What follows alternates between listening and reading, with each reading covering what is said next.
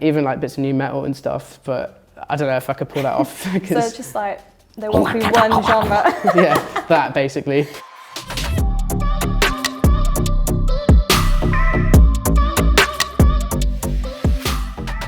Hi, I'm Sophie Williams and I'm joined by Alfie Templeman for the latest in Enemies in Conversation series. Alfie, how are we? I'm good, yeah. Down in Brighton, it's always nice. The weather's really good today. I was actually pleasantly surprised because it hasn't been this hot like in a long time, so it's very nice. You reckon you've brought the sunshine to Brighton? From Bedford. Bedford's not very sunny. It is in the summer actually, but not right now. It's not right now. No. But you're gonna change that. We're gonna change it tonight, yeah. So let's dive right in and talk about your debut album, Mellow Moon. Yeah. Why does now feel like the right time to release it? You know, that's a really good question. I feel like in the last couple of years, I just grew up quite quickly and there were a lot of things going on in my mind. So I was just thinking a lot of things that inspired a lot of lyrics. And lyrics is something that I've been trying to get better at and delve into a bit deeper. So yeah, I've been focusing on that and also just... also like I had so much time to just make music, you know, in the pandemic and everything going on. So I had more time to make music. I had more time to like delve into a project and make something a bit bigger. So just felt about the right time, really. And over the past few years, you've been really prolific with your releasing. We had the mini album last year, a couple of EPs before that. What was it about this collection of songs that made you think this is the debut album rather than putting out another project again? Yeah, I mean, it had more of a concept because a lot of the songs had a similar kind of meaning to them. I was going into mental health quite a lot, and I was also just, I feel like I was just exploring a lot more sounds, and because I was exploring a lot more sounds, I had more time, and it felt like I could have, you know, I could do a full length kind of record because there was enough things to really explore on it. So, yeah, it just felt right. And a lot of the songs as well, like Broken and 3D Feelings, they sort of delve into these bigger pop sounds that we've seen from you before. How did you sort of perhaps develop the confidence to push your sound really out there? Yeah, I don't know, because like those songs were quite scary to put out there into the world because it was me like, trying really poppy stuff for the first time, and it was a really nice experiment. It's something that I just wanted to try out and do with my songs. Yeah, it was exciting to put out there, but it was also like, this really felt like a new kind of chapter, and so it was really nice to explore those pop sounds. But with the same album, I'm exploring R&B and neo soul and prog and all sorts of things. It's just like obviously the pop ones are more like likely to go on radio because they've got that kind of pop sound that's frequently played on the radio. So it just happened to be one of the sounds that I went for that kind of. That's on the album that kind of got noticed by radio and stuff. Should you talk about all the different genres you've explored on Mellow Moon? Why has it been so important for you to show like different sides of your sound and be so versatile? Just because I grew up with so much music, really. You know, there's a lot of things that I still haven't touched upon, even with this record, that I'm sure I'll try and touch upon the next one, you know, that kind of thing. But yeah, there's just lots of things that I always wanted to try. Lots of influences that I didn't think I could pull off probably even a couple of years ago. So like for example, like throwing in a bit of like Pink Floyd at the end of the record and stuff like that. It was just like, it was having fun with the things I grew up listening to when I was like 8 or 9, that kind of thing. You know, like different rhythms and different kind of drum sounds of things. So yeah, it just felt like I was more comfortable doing it now. And when was that turning point for you? When did you sort of think, like I can pull off these sounds, I'm capable of doing this? I think it was, I mean, it must have been during the pandemic, like when I was just messing around and I wasn't too anxious because like I was just at home and I felt pretty comfortable. So it was like, you know, nobody actually has to hear this stuff. I might as well just make it for fun. Yeah. And if it never comes out, then it never comes out, you know? But it just felt like it was there for me to do. I had the time and I could do it. Well, you say you had the time, but you were also releasing from your side project, Aerial Days. Yeah. How did you balance both of them, making a whole album and putting out so many things to your side project too? Well, the first Aerial Days record I did in a day, actually. So I just challenged myself to write like 10 songs. Yeah, I just kind of had fun that day, basically. I was really lucky, like it all just kind of came out of nowhere. And then the second one was just like a collection of songs that I kind of worked on like from like the end of last year to like February this year. So that was really fun. I really enjoyed doing that.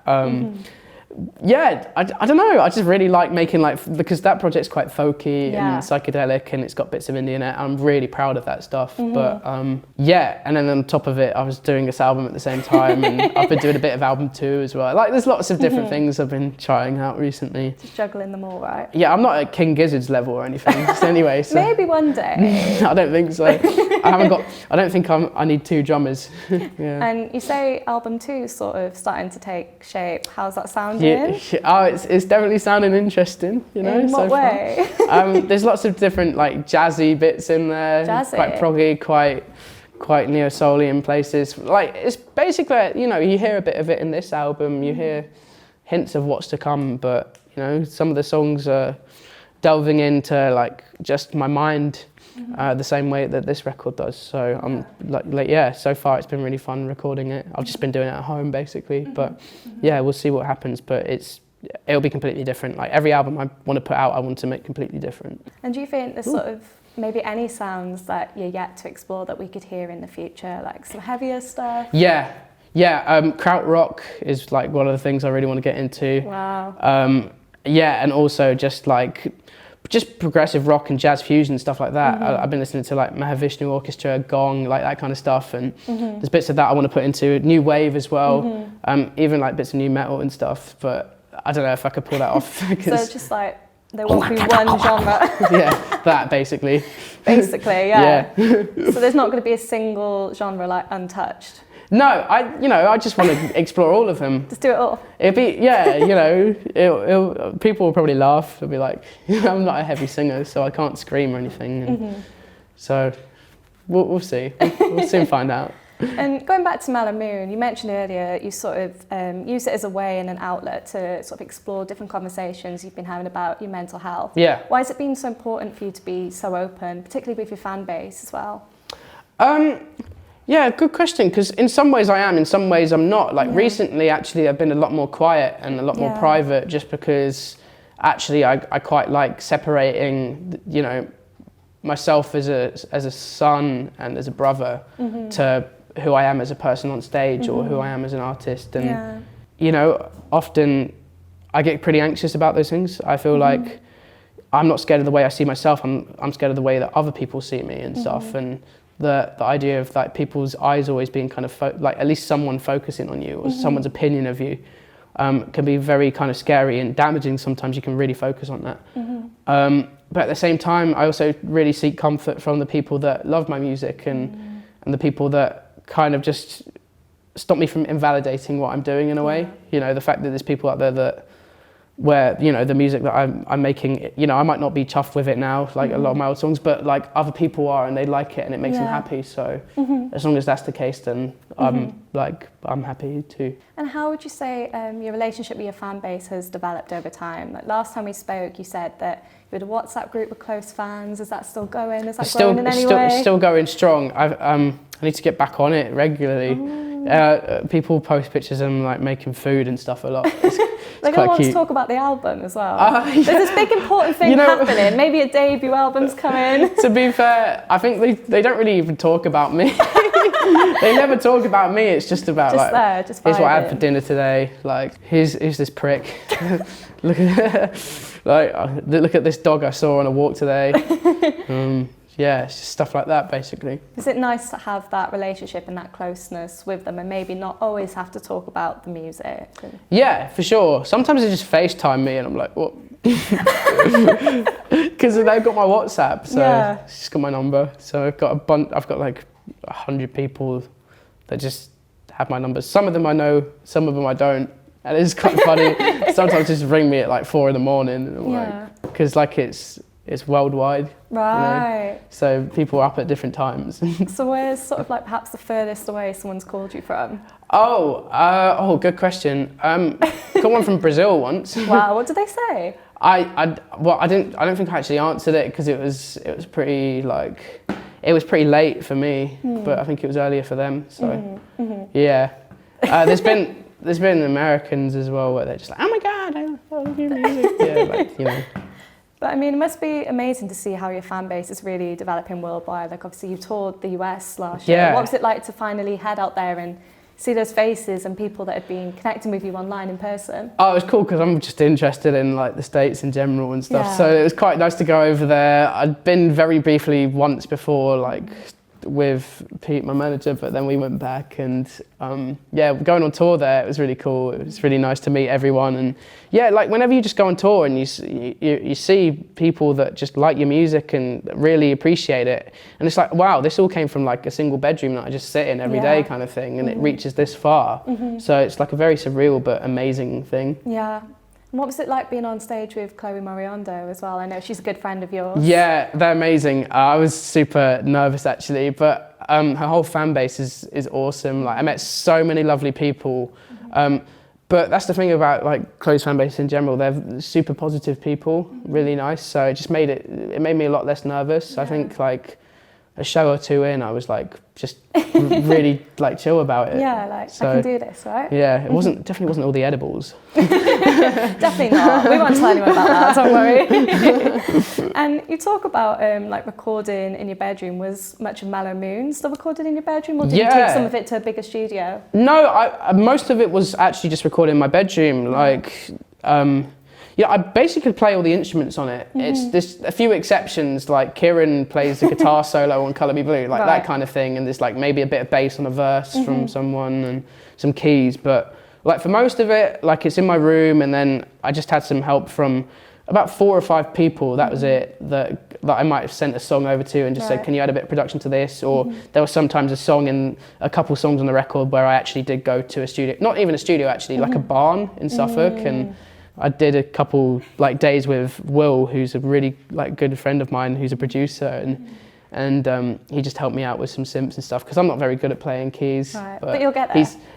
Hopefully, I'm still figuring out how to play with 2 hands because it's actually really hard. Yeah. I normally just like play one chord. I'm like, okay, I need to cut this and then figure out how to play the next one. But he's really good at it, so he's helped me. And why has it always been so important to you to have this creative control over your music? I'm sure we talked about before, you said you can play upwards of 10 instruments, Yeah, right? but not like I can play like 3 like drums, guitar and bass. Okay. Actually bass I can't play very well because I can do it with my fingers all right, but not very well. But the other ones are just like, it's kind of like jack of all trades basically. Like I can just about like put together a song. Right. You know, rather than like pull it off like really well and strong and like play all the parts perfectly. It's a bit just like, here's me like doing the best I can. Yeah. Sorry guys, it's not very good. Do you think you'll continue to work in that way in the future? Would you be open to more collaborations? I think I have a select few people that I definitely have in mind to like help me with like the next release, but actually I still want to do it mostly by myself. Right. Who are some of those people? A big one for me is Dan Carey, because I just really like Speedy Wonderground in general. Of course, yeah. I'm just really into like just everything he does and just the music that they put out. And also a really great guy that I worked with on one of the songs on this record, Charlie Perry, who's in Common Saints, and he does a lot of stuff with Georgia Smith that I really like. So and like countless other artists that are really cool. So hopefully I can do some more stuff with him, but like the direction of the album will be hopefully like math rocky, kind of like neo soul-y, like bits of, like all sorts of little bits and pieces, maybe a bit 70s as well in there. But yeah. You have started to build up a really good network of collaborators already though. So you've worked with Justin Young of the Vaccines, Tom McFarlane from Jungle. Yeah. What has their support meant to you and working with them? What's that been like? Oh, it's great because you just get a second opinion, you know. A lot of the time I'm doing it by myself, so I just kind of rely on the fact that it's like okay, like it's fine, like but you kind of it's easy to be biased with it because it's your song. So when you've got someone else that's just openly honest about it, like Justin and Tom, and they're like, you could do this instead, maybe this would be better, you know. And not sometimes I'll go, no, actually I think I'm right. Sometimes I'll go, oh man, this is like such a good idea. And this happened a lot on this record in particular as well, so yeah, they really helped me with that. And how have you found the response to some of the songs off Mellow Moon so far? So when you played London a couple of months ago, you played a lot of the album tracks, and people seem to be really going for it and they haven't heard them before. Yeah, you know, because I haven't, whenever we play the new songs, admittedly, I don't really look at the audience because I get really nervous about it. So I wasn't actually aware if people were really going off, but I kind of just guessed that Candy Floss, which is one of the songs from the record, Massive tune. Oh, thanks. I was hoping in the back of my mind that would be one that people would kind of like just dance to. And they did, and that's a really good kind of sign that hopefully they'll enjoy it when it comes out on record as well. And then the other songs as well, it was just cool to play in general, because I really like one of them, Leaving Today, I really like, and just have great fun playing it. So it was really nice, it was really cool to get them out. And someone that was certainly going off and dancing at that show was Lewis Capaldi. How did it feel to know that he was at the show watching you? I didn't even know that he was there until after. He stood next to me, so I can prove that. He was with my girlfriend. He was stood next to my girlfriend as well, and her granddad, and he was dancing. Aww. He's like 85, and he's so cute. But yeah, no. So that's so cool. Yeah, I don't know. I haven't actually like properly met him yet. Wow. But it was kind of cool to know that he was there. Would you want to meet in the future and maybe like work on a song together? Yeah, I'd maybe just go for a pint or something. You know, you never know. Yeah. And who else have you found like famous fans in? Is there anyone else been in touch to say that they love the music, or has maybe randomly shown up at a show? This is random, but there's a guy that. What? Oh yeah, no, good point. Yeah. So Todd Rundgren likes my stuff apparently. And he's your hero, right? Yeah, Todd Rundgren's my hero, but yeah, so apparently he likes some of my stuff, which is nice. That must be amazing. Nile Rodgers as well, which is really cool, because we had a Nandos and he was like, put on your songs, and I was like, okay, and then so we did it, and it was really surreal, and he was like really into like one of my songs in particular called Things I Thought Were Mine, which is cool, and he was like, this should have been a hit. And then I also heard that this is so random, but I heard that Bob Ezrin liked my stuff, and he was the producer for like Peter Gabriel, Pink Floyd, and that was a massive shock for me. Mind-blowing, right? Yeah, that was really mind-blowing. What's it like to sort of sit down with Nile Rodgers, particularly at Nando's? Like, what's his Nando's order like? That's what we all want to know. Well, actually, he ordered it to Abbey Road. I know this sounds like a flex, but it's a massive flex. It is eating Nando's at Abbey Road with Nile Rodgers. And now I'm trying to remember, because you'd think it's something you'd remember, like what is Nile Rodgers' Nando's order, because that's kind of like, you know, I should have remembered it. I don't think many people in the world know that. No. So. See, I think he got a medium. Acceptable. Because he was like, yeah, I want something that's not going to knock me off my feet, but something that's just right. So I think he got a Nando's. I don't know what I went for. I think I got a medium as well. I normally get extra hot, not to look like a madman. Right.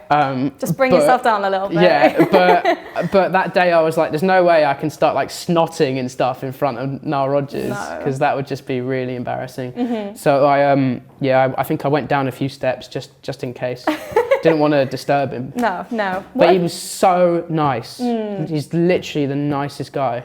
He's so sweet. So, yeah. What advice did he give you? What did you guys talk about? Well, it was weird. Actually, he was playing like guitar parts, and I was helping him like figure out the notes for it. He was like, because we weren't recording a song together. I was kind of just like watching another session, but I was just hanging out with him a little bit, and it was really sweet. It was really cool. And then. Yeah, he was showing me his Hitmaker guitar, which is like the thing that he made all of his like big songs on. Yeah. He keeps it in a vault. Wow. It's so cool. It's so awesome. And yeah, it was just like right in front of me, and I was just like, I had my little Strat, and I was like, God, this is so embarrassing. This is nothing compared to his. But no, he was just super sweet. He didn't really give me any advice, but you know, hopefully if I ever meet him again, I'm sure we could talk about music and stuff. But like, he's a busy guy. He's Nile Rodgers, you know? Yeah. So. And what's it like to be at Abbey Road Studios? It must have been like a huge thing off the bucket list for you. Yeah, that was, to be fair, when I was there, I couldn't really take it in. And then, you know, I was hearing about some history. You know, there was a vocal mic that John Lennon used for like all the Sgt. Peppers and the White Album and Abbey Road, like the later on kind of stage, when Neumann's came in the late 60s. So that was awesome. And then, yeah, just like being in a place where a lot of my favourite albums have been recorded was, you know, there's no words to really describe it. It was like, wow, like that's the echo chamber where they like sang the backing vocals for like Astronomy Dominate or whatever. Like, it's just crazy, to be fair. And going back to touring, obviously you recently hit the stage with Declan McKenna at his Royal Albert Hall show. Yeah. What was that like for you? It looked super fun. I fell flat on my ass, like literally 2 songs in, because I was pretty drunk.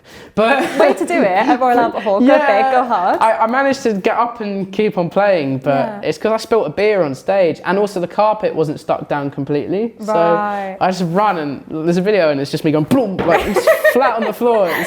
It was terrible, but no, it was really good. Like, and he was just like. I thought I really messed up the gig, and he was like, no, of course you haven't, Alfie, like you smashed it. It was really good.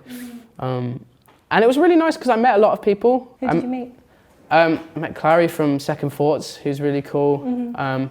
Soren Bryce, who's awesome. I mean, Georgia, I love Georgia. Legends. Georgia's like the best person ever. And we were talking about krautrock and prog and stuff. It was sick. Probably like nerding out, right? Yeah, we were we were geeking, man. We were talking about like Rush and like Can and stuff. It was great. Amazing. So it was a really, really cool experience. Yeah. So when and where did you learn the guitar parts for that? 'Cause you were on for a few songs, right? Oh, I listened to, he had a song called Brew. That's where I fell on my ass. And I hadn't heard it before, so I actually just learnt it when I went to go. There was a practice day literally a couple of days before the show, and we just played it once, and the riff just stayed in my head because it's just a really good song. It's a really good riff. And then like the other two, because I asked to do My House because I just really like that song. I did a bit of like slide guitar and stuff, so I kind of just improvised it really. I didn't actually properly learn it, but I think I got away with it. There was definitely a few mistakes because we did Key to Life on Earth, and I think as soon as I started playing it, I was in like the wrong key, and I was like, we didn't notice. Nah. Okay, good, because it was really embarrassing. I was like, ugh. How did you feel when you got the call from Declan saying, hey, like I want you to join me on stage at Royal Albert Hall? It was to say, you just can't take it in. It's, the Royal Albert Hall. It's like one of those venues that is so iconic that it's, like when I actually was there, it didn't feel like I was playing it. It felt like I was like going to watch a gig almost, because it's that kind of experience. I feel like probably a lot of artists get that. But no, when he got the call, I just wouldn't shut up about it, to be honest. It was really exciting. And obviously you supported Declan at Brixton last year. You've worked with him a few times. That was really cool as well, Brixton, What do you love so much about working with Declan, and how has your friendship developed over time? You know what, it's funny because we've only actually spoken to each other in person about 3 times. Wow. Yeah, and we've just done those shows together, so I don't know enough about him really, but I feel like he's one of those people that, because he got into music from an early age, I probably have a lot to relate to him about, and I'm sure when he was kind of like starting out young, he probably went through a lot of the same kind of mental health issues that I did, just because it's kind of hard to avoid when that's all that you're used to, and you're in the public eye kind of thing. So I'd definitely like to talk to him more, for sure. Could you see yourselves working on a song together one day?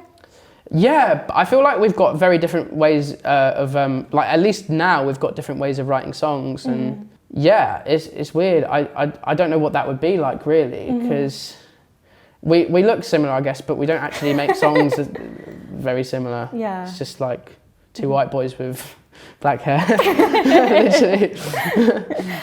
Well, both of you recently released songs for Brian Eno's charity, Earth Percent. Why was it so important for you to be involved with that and sort of raise awareness of climate change issues? Yeah, I was talking about this recently, and I was like, well, there's literally no planet B. Like, we've only got one shot at this Earth. Yeah. It's literally a non-fungible planet. Like, if we mess it up now, like, we're never going to be able to go, oh, I regret like not stopping using plastic and stuff. So I've been doing my best to like just get better at like avoiding plastic, avoiding things that that don't go back into soil and naturally grow and stuff. So yeah, it was very important for me, but it was also being part of that project was awesome, because it's like it's something that gets people's eyes looking. I feel like with music, like in the music industry, people are really good with like that kind of thing and raising awareness, and a lot of artists agree with the mission of like protecting the earth. So to be on that was just amazing, and to be part of like all the artists, it was really cool. Is that something you want to do a bit more of in the future, if not working with Earth%, doing a bit more activism?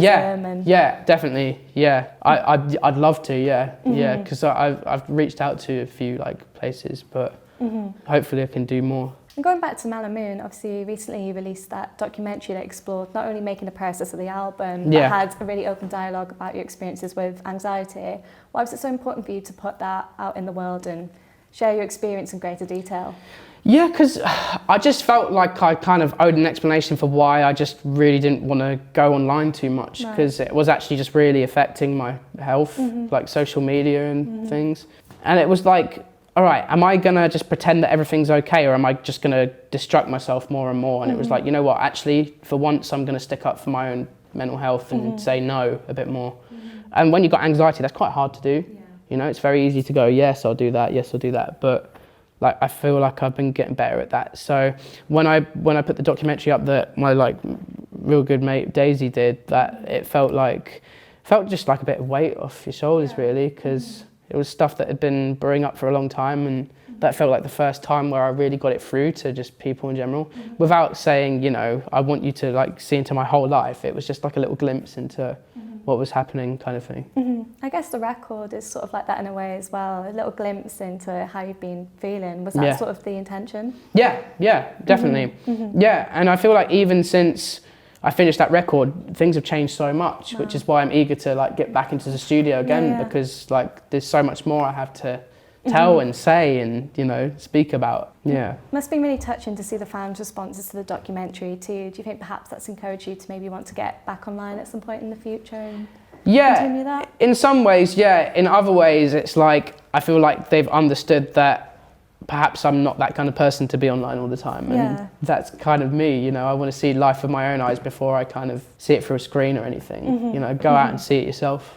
And look into the future with Mellow Moon. Where do you want this record to take you? Like we said, album 2 sort of already shaping up a bit, but what do you want to achieve with this one first? Well, just for people to like see that this is a new chapter, but it's a new chapter to just like the big old future of me. Like, you know, this album is just the present, and it's what happened a few years ago, what was happening when I was making it, kind of thing. And now it's like, okay, so you've heard this, now here's the next story, you know, that kind of thing. So it's just one big story now with albums, and every album I want to make, like I said, I want to make it different, but I still want to make it tell a story. So yeah, it's going to be a continuation of what I've always been doing as an artist. So it's sort of ending an era, but in the best way. Yeah, just fully putting yourself out there and totally looking to a more optimistic future, right? Yeah, absolutely, yeah. That's great. Well, thank you so much for your time today and for speaking with us. Oh, no, thank you. Thank you so much. Thank you. Thank you.